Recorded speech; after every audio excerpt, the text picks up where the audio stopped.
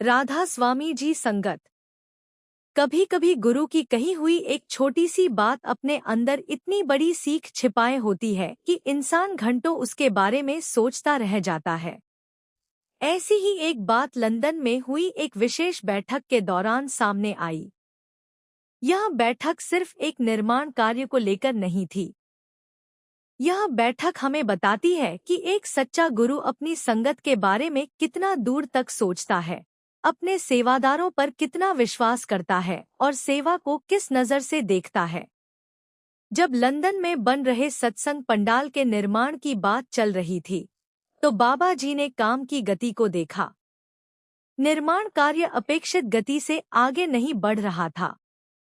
इसी दौरान बाबा जी ने मुस्कुराते हुए एक बात कही, अगर काम इसी रफ्तार से चलता रहा तो मुझे अपने सेवादार पंजाब से बुलाने पड़ेंगे। सुनने में यह बात शायद मजाक जैसी लगे, लेकिन अगर हम इस बात को थोड़ा गहराई से समझें तो इसमें बहुत बड़ी सीख छिपी हुई है। बाबा जी को अपने सेवादारों की मेहनत पर विश्वास था। उन्हें पता था कि सेवा अगर सच्चे भाव से की जाए तो मुश्किल से मुश्किल काम भी पूरा किया जा सकता है। और शायद यही कारण है कि गुरु अपने सेवादारों को केवल काम करने वाला व्यक्ति नहीं समझता, वह उसे सेवा का माध्यम समझता है। वह उसके अंदर छिपी क्षमता को पहचानता है और सबसे बड़ी बात, वह उस पर भरोसा करता है। सोचिए, एक तरफ विदेश की धरती, दूसरी तरफ हजारों लाखों की संगत की भविष्य की आवश्यकता, और गुरु की सोच केवल आज तक सीमित नहीं। जब अधिकारियों ने भविष्य की क्षमता को लेकर चर्चा की तो बाबा जी ने कहा कि यदि संभव हो तो ऐसा पंडाल बनाया जाए जिसमें आने वाले समय में 1 लाख संगत भी बैठ सके। यह बात हमें एक बहुत बड़ी सीख देती है।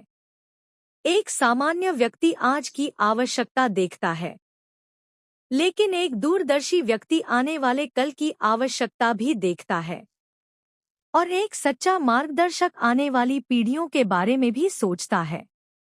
आज शायद एक जगह पर जितनी संगत आती है उससे कई गुना ज्यादा संगत आने वाले वर्षों में आ सकती है। इसलिए तैयारी आज से करनी होगी। यही दूरदृष्टि है।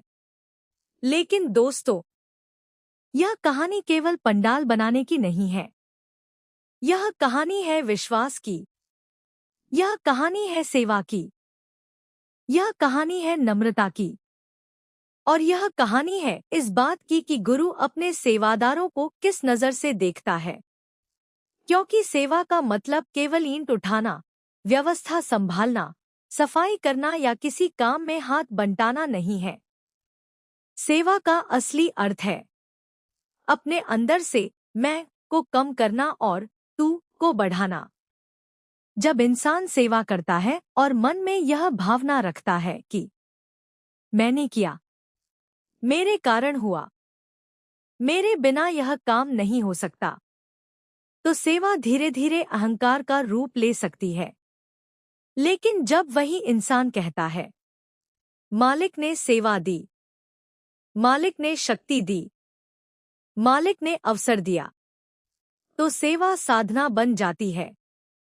और शायद यही सबसे बड़ी बात है जिसे हमें समझने की आवश्यकता है। अब जरा उस दृश्य की कल्पना कीजिए। लंदन की धरती पर एक बड़ा सत्संग पंडाल तैयार किया जा रहा है।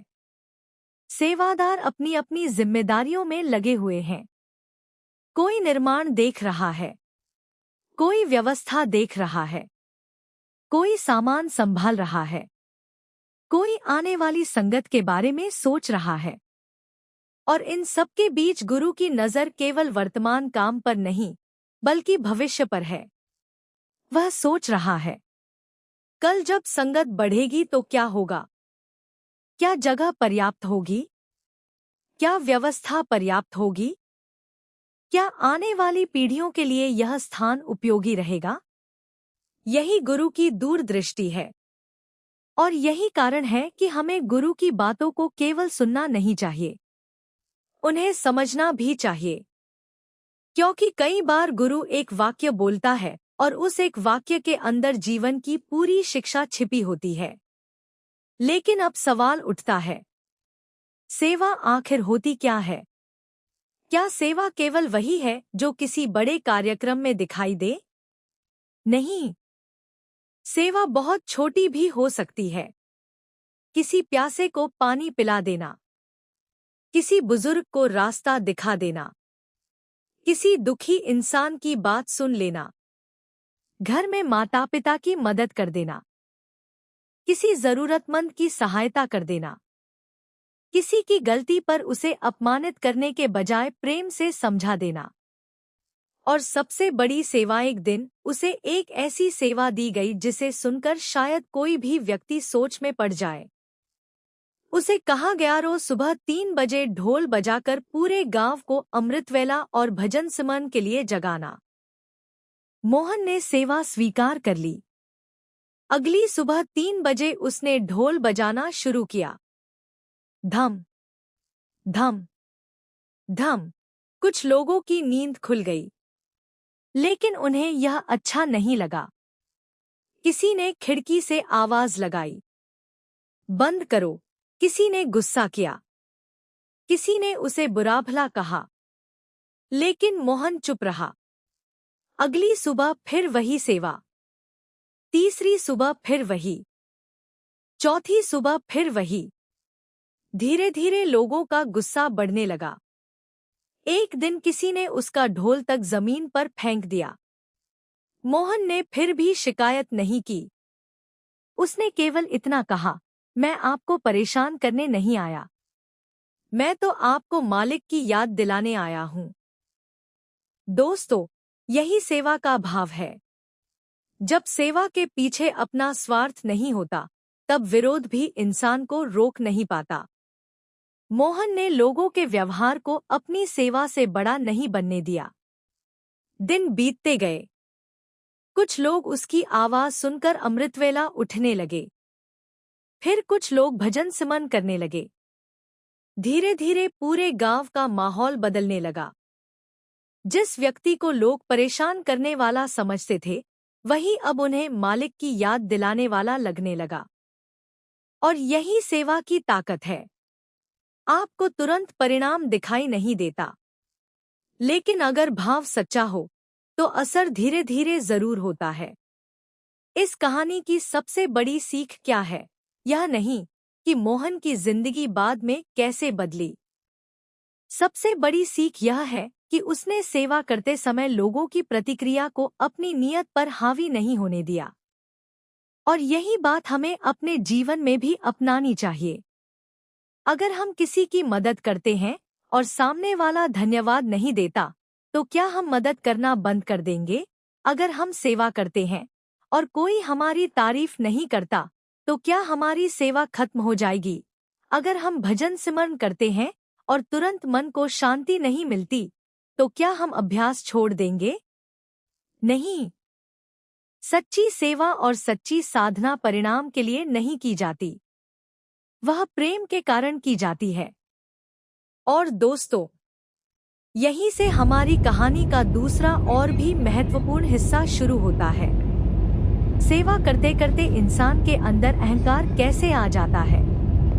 क्योंकि कई बार बाहर की दुनिया से लड़ना आसान होता है, लेकिन अपने अंदर पैदा हुए अहंकार को पहचानना बहुत मुश्किल होता है। और इसी को समझने के लिए अब सुनिए अरविंद की कहानी।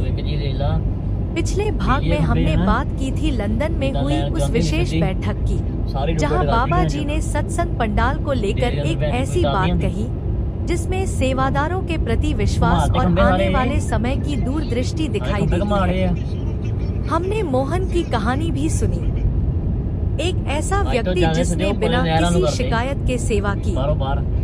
लोगों ने उसका विरोध किया, उसे बुरा भला कहा, लेकिन उसने अपनी सेवा नहीं छोड़ी। और धीरे धीरे उसकी छोटी सी सेवा ने पूरे गांव के वातावरण को बदल दिया। लेकिन दोस्तों, सेवा का रास्ता जितना सुंदर है, उतनी ही बड़ी परीक्षा भी इसमें छिपी होती है। और उस परीक्षा का नाम है, क्योंकि जब इंसान कोई काम लंबे समय तक करता है, लोगों से सम्मान मिलने लगता है, दूसरे लोग उसकी बात मानने लगते हैं तो कई बार उसके मन में धीरे धीरे एक विचार आने लगता है, मेरे बिना यह काम कैसे चलेगा। यही विचार आगे चलकर अहंकार बन सकता है। और इसी बात को समझाने के लिए सुनिए अरविंद की कहानी। अरविंद की 15 साल की सेवा।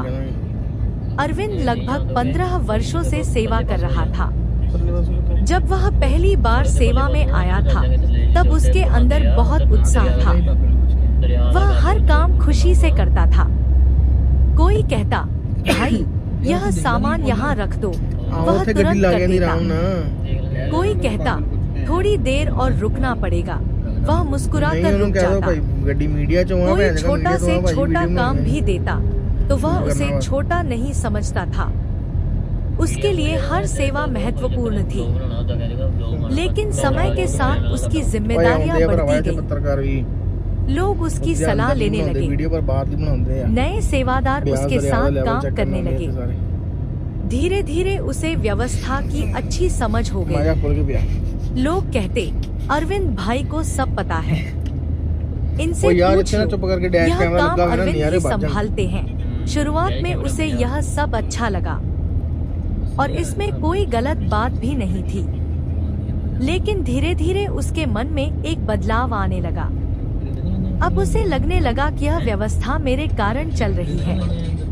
नए सेवादार अगर कोई गलती कर देते तो वह उन्हें प्यार से समझाने के बजाय डांटने लगा।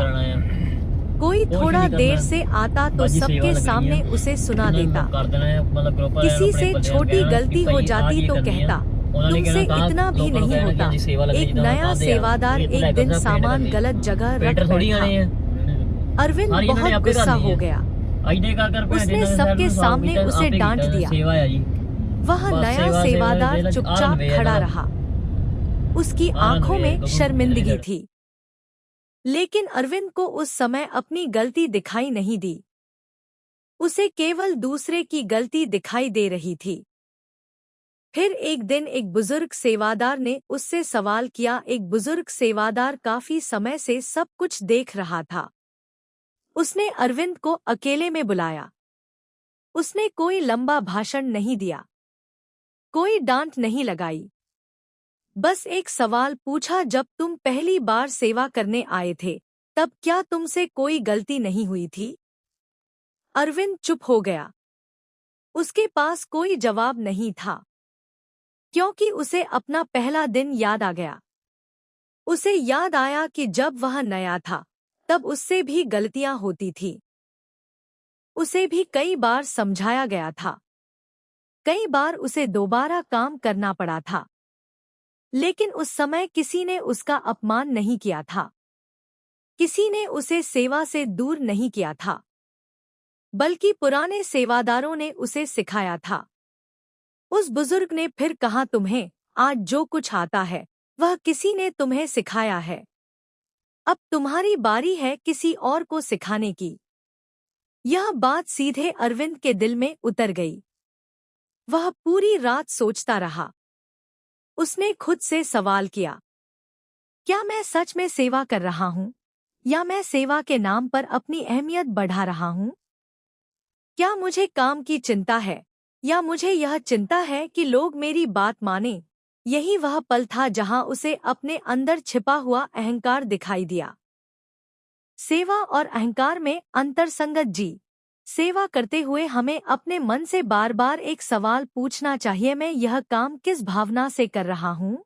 अगर हम इसलिए सेवा कर रहे हैं कि लोग हमारी तारीफ करें तो हमें रुककर सोचना चाहिए। अगर हम इसलिए सेवा कर रहे हैं कि लोग हमें महत्वपूर्ण समझें तो हमें अपने अंदर देखना चाहिए।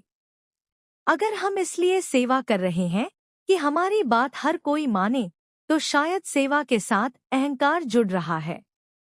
लेकिन अगर मन में यह भावना है, मालिक ने मुझे सेवा का अवसर दिया है, मैं केवल माध्यम हूँ, मेरे साथ काम करने वाला भी उसी मालिक का बच्चा है, तो सेवा का भाव बदल जाता है। फिर हम किसी नए व्यक्ति की गलती पर उसे अपमानित नहीं करते। हम उसे समझाते हैं, हम उसे मौका देते हैं, हम उसे आगे बढ़ने में मदद करते हैं।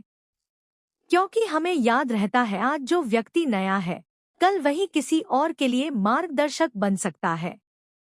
अरविंद का बदलाव। अगले दिन से अरविंद का व्यवहार बदलने लगा। वही लोग जो पहले उससे डरते थे अब उसके पास सहजता से आने लगे।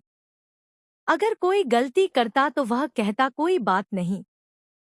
संगत जी, हम सभी को अपने जीवन में कभी न कभी सेवा का अवसर मिलता है, लेकिन उस सेवा के साथ एक और चीज हमेशा रखनी चाहिए। नम्रता का मतलब यह नहीं कि इंसान कमजोर हो जाए। नम्रता का मतलब है अपनी क्षमता होने के बावजूद दूसरों को छोटा न समझना। आप किसी काम को 10 साल से कर रहे हैं और दूसरा व्यक्ति आज पहली बार आया है। आपको उससे ज्यादा जानकारी हो सकती है, लेकिन इसका मतलब यह नहीं कि आप उसे अपमानित करें। आप उसे सिखा सकते हैं, उसे समझा सकते हैं, उसकी मदद कर सकते हैं, क्योंकि कभी आप भी नए थे, कभी आपने भी किसी से सीखा था, और अगर उस समय किसी ने आपको मौका दिया था तो आज आपकी जिम्मेदारी है कि आप किसी और को वही मौका दें। 5 बातें जो हमें हमेशा याद रखनी चाहिए। पहली बात, सेवा हमें बड़ा बनने के लिए नहीं, छोटा बनने के लिए सिखाती है। दूसरी बात, जिस सेवा में मैं बढ़ता जाए उस सेवा के साथ अपने मन को जांचते रहना चाहिए। तीसरी बात ने सेवादार की गलती देखकर उसे अपमानित न करें, उसे सिखाए। चौथी बात, किसी की सेवा दिखाई नहीं देती, इसका मतलब यह नहीं कि वह छोटी सेवा है। पांचवी और सबसे महत्वपूर्ण बात, सेवा का सबसे बड़ा आभूषण नम्रता है। लेकिन दोस्तों, यहाँ एक और बहुत बड़ा सवाल पैदा होता है। अगर कोई इंसान ईमानदारी से सेवा करता है फिर भी उसकी जिंदगी में परेशानियाँ क्यों आती हैं? अगर वह मालिक की याद करता है, दूसरों की मदद करता है, फिर भी उसके जीवन में मुश्किलें क्यों आती हैं? क्या सेवा का मतलब यह है कि जीवन में कोई समस्या नहीं आएगी, या सेवा का मतलब कुछ और है? और यहीं से इस पूरी कहानी का सबसे महत्वपूर्ण हिस्सा शुरू होता है, क्योंकि असली परीक्षा तब नहीं होती जब सब कुछ अच्छा चल रहा हो। असली परीक्षा तब होती है जब परिस्थितियाँ हमारे खिलाफ हों। क्या उस समय भी हमारा विश्वास बना रहता है? क्या उस समय भी हम सेवा कर सकते हैं? क्या उस समय भी हम दूसरों के लिए अच्छा सोच सकते हैं? और क्या उस समय भी हम कह सकते हैं जो हो रहा है मालिक की रजा में हो रहा है? राधा स्वामी जी संगत, अगर आपको यह वीडियो अच्छा लगा हो तो नाम दी महक चैनल को सब्सक्राइब जरूर करें। ऐसी ही गुरु की सीख, सेवा और सत्संग से जुड़ी बातें सुनने के लिए हमारे साथ जुड़े रहें। राधा स्वामी जी।